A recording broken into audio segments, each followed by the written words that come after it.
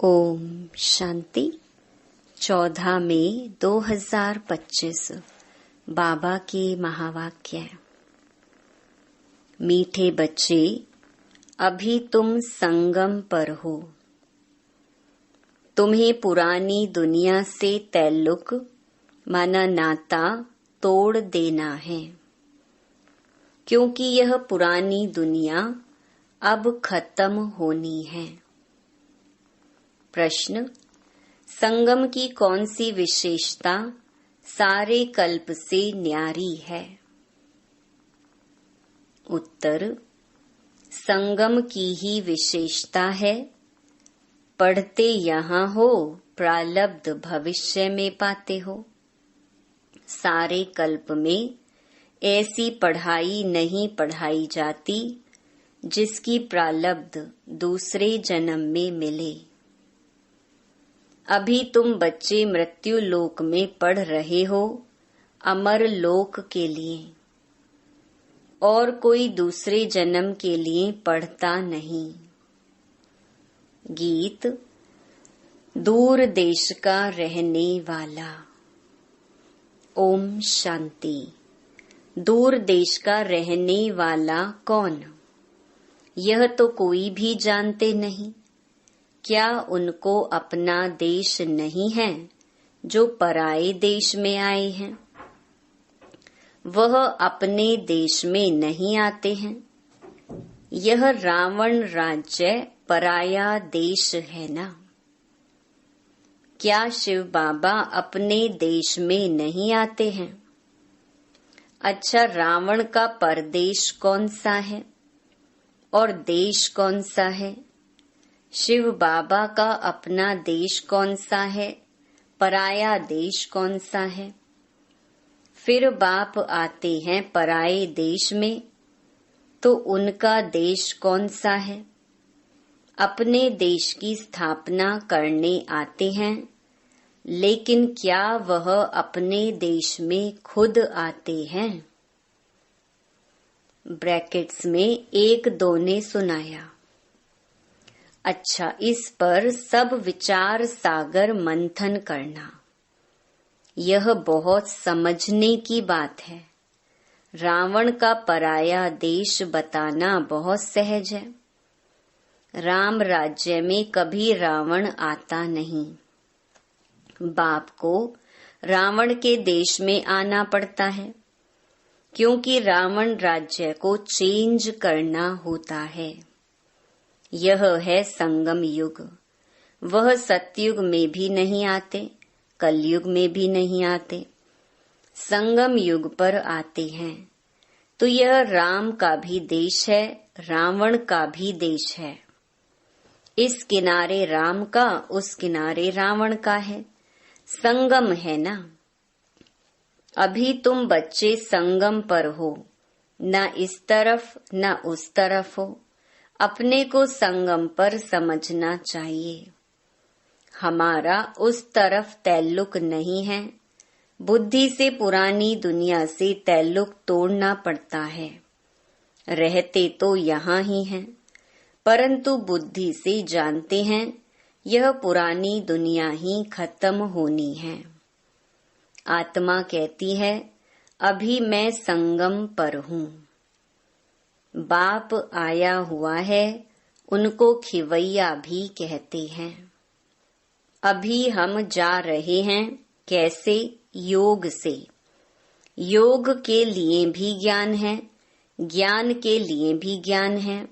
योग के लिए समझाया जाता है, अपने को आत्मा समझो, फिर बाप को याद करो। यह भी ज्ञान है ना? ज्ञान अर्थात समझानी। बाप मत देने आए हैं, कहते हैं अपने को आत्मा समझो। आत्मा ही 84 जन्म लेती है। बाप बच्चों को ही विस्तार से बैठ समझाते हैं। अभी यह रावण राज्य खत्म होना है। यहाँ है कर्म बंधन, वहाँ है कर्म संबंध। बंधन दुख का नाम है, संबंध सुख का नाम है। अब कर्म बंधन को तोड़ना है। बुद्धि में है, हम इस समय ब्राह्मण संबंध में हैं, फिर दैवी संबंध में जाएंगे। ब्राह्मण संबंध का यह एक ही जन्म है, फिर 8 और 12 जन्म दैवी संबंध में होंगे। यह ज्ञान बुद्धि में है, इसलिए कलयुगी छीछी कर्म बंधन से जैसे ग्लानि करते हैं। इस दुनिया के कर्म बंधन में अभी रहना नहीं है। बुद्धि मिलती है, ये सब हैं आसुरी कर्म बंधन। हम भी गुप्त एक यात्रा पर हैं। यह बाप ने यात्रा सिखलाई है। फिर इस कर्म बंधन से न्यारे हो हम कर्मातीत हो जाएंगे। यह कर्म बंधन अब टूटना ही है। हम बाप को याद करते हैं कि पवित्र बन चक्कर को समझ चक्रवर्ती राजा बने। पढ़ रहे हैं, फिर उनका एक ऑब्जेक्ट प्रालब्ध भी चाहिए ना। तुम जानते हो, हमको पढ़ाने वाला बेहद का बाप है। बेहद के बाप ने हमको 5000 वर्ष पहले पढ़ाया था। यह ड्रामा है ना। जिनको कल्प पहले पढ़ाया था उनको ही पढ़ाएंगे। आते रहेंगे, वृद्धि को पाते रहेंगे। सब तो सतयुग में नहीं आएंगे, बाकी सब जाएंगे वापिस घर। इस पार है नरक, उस पार है स्वर्ग। उस पढ़ाई में तो समझते हैं, हम यहाँ पढ़ते हैं, फिर प्रालब्ध भी यहाँ पाएंगे। यहाँ हम पढ़ते हैं संगम युग पर। इनकी प्रालब्ध हमको नई दुनिया में मिलेगी। ये है नई बात। दुनिया में ऐसे कोई नहीं कहेंगे कि तुमको इसकी प्रालब्ध दूसरे जन्म में मिलेगी। इस जन्म में अगले जन्मों की प्रालब्ध पाना, यह सिर्फ इस संगम युग पर ही होता है। बाप भी आते ही संगम युग पर हैं। तुम पढ़ते हो पुरुषोत्तम बनने के लिए। एक ही बार भगवान ज्ञान सागर आकर पढ़ाते हैं नई दुनिया अमरपुरी के लिए। ये तो है कलयुग मृत्यु लोक। हम पढ़ते हैं सतयुग के लिए, नरकवासी से स्वर्गवासी होने के लिए। ये है पराया देश, वह है अपना देश। उस अपने देश में बाप को आने की दरकार नहीं है। वह देश बच्चों के लिए ही है। वहाँ सतयुग में रावण का आना नहीं होता है। रावण गुम हो जाता है। फिर आएगा द्वापर में, तो बाप भी गुम हो जाता है। सतयुग में कोई भी उनको जानते नहीं, तो याद भी क्यों करेंगे। सुख की प्रालब्ध पूरी होती है तो फिर रावण राज्य शुरू होता है। इनको पराया देश कहा जाता है। अभी तुम समझते हो हम संगम युग पर हैं। हमको रास्ता दिखलाने वाला बाप मिला है। बाकी सब धक्के खाते रहते हैं। जो बहुत थके हुए होंगे, जिन्होंने कल्प पहले रास्ता लिया होगा, वह आते रहेंगे। तुम पंडे सबको रास्ता बताते हो। ये है रूहानी यात्रा का रास्ता। सीधा चले जाएंगे सुख धाम। तुम पंडे पांडव संप्रदाय हो। पांडव राज्य नहीं कहेंगे। राज्य न पांडवों को न कौरवों को है। दोनों को ताज नहीं है। भक्ति मार्ग में दोनों को ताज दे दिया है। अगर दे भी तो कौरवों को लाइट का ताज नहीं देंगे। पांडवों को भी लाइट नहीं दे सकते, क्योंकि पुरुषार्थी हैं। चलते चलते गिर पड़ते हैं तब किसको देवें, इसीलिए ये सब निशानी विष्णु को दे दी है, क्योंकि वह पवित्र हैं। सतयुग में सब पवित्र संपूर्ण निर्विकारी होते हैं। पवित्रता की लाइट का ताज है। इस समय तो कोई पवित्र नहीं है। सन्यासी लोग कहलाते हैं कि हम पवित्र हैं, परंतु दुनिया तो पवित्र नहीं है ना।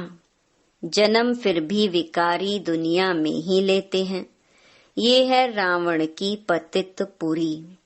पावन राज्य सतयुग नई दुनिया को कहा जाता है। अब तुम बच्चों को बाप बागवान कांटों से फूल बनाते हैं। वह पतित पावन भी है, खिवैया भी है, बागवान भी है। बागवान आए हैं कांटों के जंगल में। तुम्हारा कमांडर तो एक ही है। यादवों का कमांडर चीफ शंकर को कहें। यूं तो वह कोई विनाश कराते नहीं हैं। जब समय होता है तो लड़ाई लगती है। कहते हैं शंकर की प्रेरणा से मूसल आदि बनते हैं। ये सब कहानियां बैठ बनाई हैं। पुरानी दुनिया खत्म तो जरूर होनी है। मकान पुराना होता है तो फिर गिर पड़ता है, मनुष्य मर जाते हैं। ये भी पुरानी दुनिया खत्म होनी है।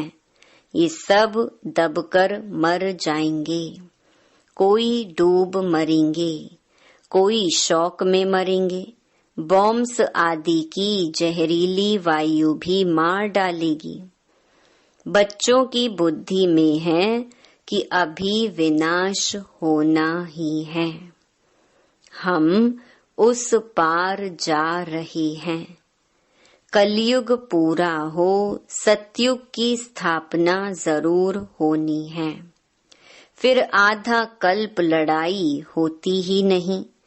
अभी बाप आए हैं पुरुषार्थ कराने। यह लास्ट चांस है। देरी की तो फिर अचानक ही मर जाएंगे। मौत सामने खड़ा है।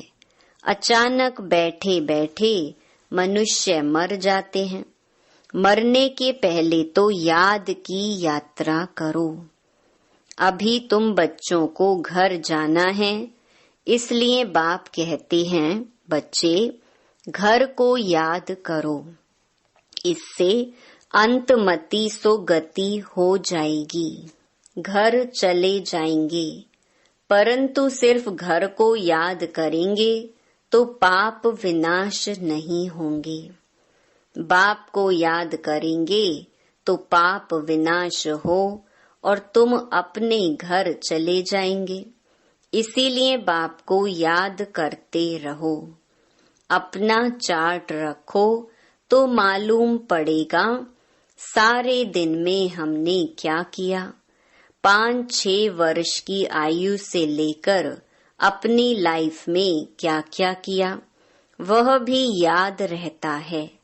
ऐसे भी नहीं सारा टाइम लिखना पड़ता है। ध्यान में रहता है बगीचे में बैठ बाबा को याद किया। दुकान पर कोई ग्राहक नहीं है, हम याद में बैठे रहें। अंदर में नोट रहेगा। अगर लिखने चाहते हो तो फिर डायरी रखनी पड़े।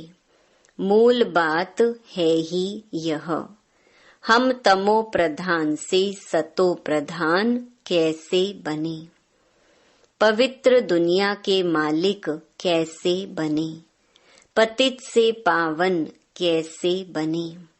बाप आकर यह नॉलेज देते हैं। ज्ञान का सागर बाप ही है। तुम अभी कहते हो बाबा हम आपके हैं, सदैव आपके ही हैं, सिर्फ भूलकर देह अभिमानी हो गए हैं। अभी आपने बताया है तो हम फिर देही अभिमानी बनते हैं। सतयुग में हम देही अभिमानी थे।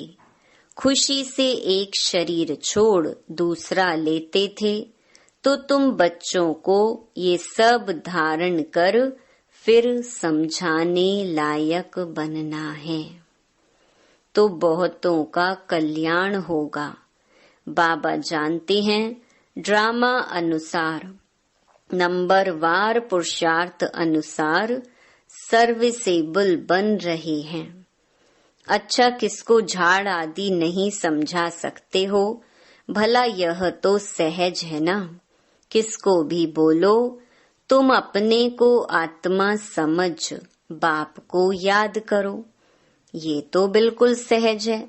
यह बाप ही कहते हैं मुझे याद करो तो विकर्म विनाश होंगे, और कोई मनुष्य कह न सके सिवाय तुम ब्राह्मणों के, और कोई न आत्मा को न परमात्मा बाप को जानते हैं। ऐसे ही सिर्फ कह देंगे तो किसको तीर लगेगा नहीं। भगवान का रूप जानना पड़े। ये सब नाटक के एक्टर्स हैं। हर एक आत्मा शरीर के साथ एक्ट करती है। एक शरीर छोड़ दूसरा ले फिर पार्ट बजाती है। वह एक्टर्स कपड़े बदली कर भिन्न भिन्न पार्ट बजाते हैं, तुम फिर शरीर बदलते हो। वो कोई मेल व फीमेल की ड्रेस पहनेंगे अल्पकाल के लिए। यहाँ मेल का चोला लिया तो सारी आयु मेल ही रहेंगे। वह हद के ड्रामा, यह है बेहद का। पहली मुख्य बात है, बाप कहते हैं मुझे याद करो। योग अक्षर भी काम में नहीं लाओ, क्योंकि योग तो अनेक प्रकार के सीखते हैं। वह सब हैं भक्ति मार्ग के। अब बाप कहते हैं मुझे याद करो और घर को याद करो, तो तुम घर में चले जाएंगे। शिव बाबा इनमें आकर शिक्षा देते हैं। बाप को याद करते करते तुम पावन बन जाएंगे, फिर पवित्र आत्मा उड़ेगी। जितना जितना याद किया होगा, सर्विस की होगी, उतना वह ऊंच पद पाएंगे। याद में ही बहुत विघ्न पड़ते हैं। पावन नहीं बनेंगे तो फिर धर्मराजपुरी में सजाएं भी खानी पड़ेंगी, इज्जत भी जाएगी, पद भी भ्रष्ट होगा। पिछाड़ी में सब साक्षात्कार होंगे, परंतु कुछ कर नहीं सकेंगे। साक्षात्कार कराएंगे, तुमको इतना समझाया, फिर भी याद नहीं किया, पाप रह गए।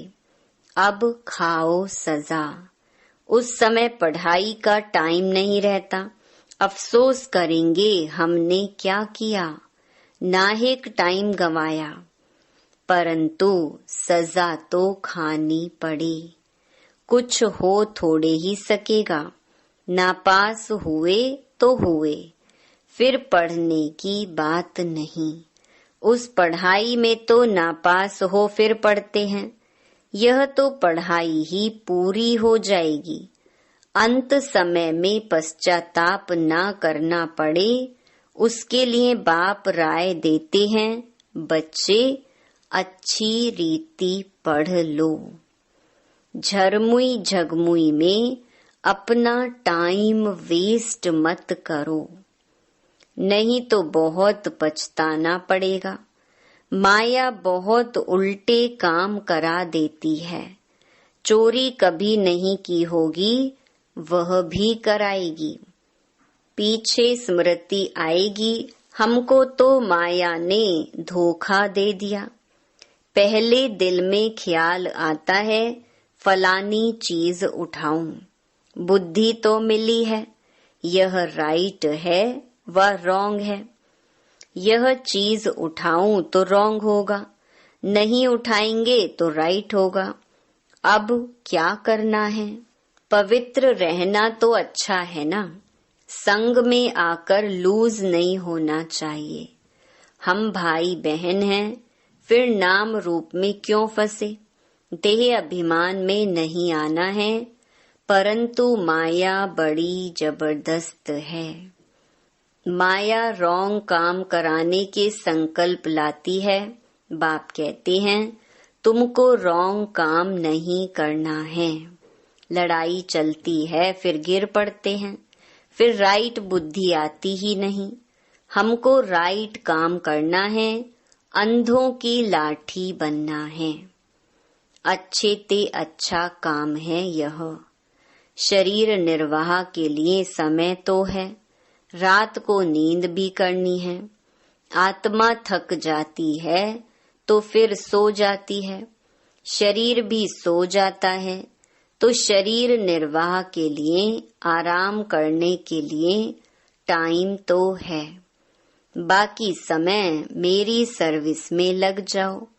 याद का चार्ट रखो। लिखते भी हैं, फिर चलते चलते फेल हो जाते हैं। बाप को याद नहीं करते, सर्विस नहीं करते, तो रॉन्ग काम होता रहता है। अच्छा, मीठे मीठे सिकिलधे बच्चों प्रति मात पिता बाप दादा का याद प्यार और गुड मॉर्निंग। रूहानी बाप की रूहानी बच्चों को नमस्ते। धारणा के लिए मुख्य सार। पहला, झरमुई झगमुई में अपना टाइम वेस्ट नहीं करना है। माया कोई भी उल्टा काम ना कराए, यह ध्यान रखना है। संगदोष में आकर कभी लूज नहीं होना है। देह अभिमान में आकर किसी के नाम रूप में नहीं फंसना है। दूसरा, घर की याद के साथ साथ बाप को भी याद करना है। याद के चार्ट की डायरी बनानी है। नोट करना है हमने सारे दिन में क्या क्या किया, कितना समय बाप की याद में रहे। वरदान, नम्रता रूपी कवच द्वारा व्यर्थ के रावण को जलाने वाले सच्चे स्नेही सहयोगी भव। कोई कितना भी आपके संगठन में कमी ढूंढने की कोशिश करे, लेकिन जरा भी संस्कार स्वभाव का टक्कर दिखाई ना दे। अगर कोई गाली भी दे, इंसल्ट भी करे, आप सेंट बन जाओ। अगर कोई रॉन्ग भी करता है तो आप राइट रहो। कोई टक्कर लेता है तो भी आप उसे स्नेह का पानी दो। यह क्यों, ऐसा क्यों, यह संकल्प करके आग पर तेल नहीं डालो। नम्रता का कवच पहनकर रहो। जहाँ नम्रता होगी वहाँ स्नेह और सहयोग भी अवश्य होगा। स्लोगन, मेरेपन की अनेक हद की भावनाएं एक मेरे बाबा में समा दो। अव्यक्त इशारे, रूहानी रॉयल्टी और प्योरिटी की पर्सनालिटी धारण करो।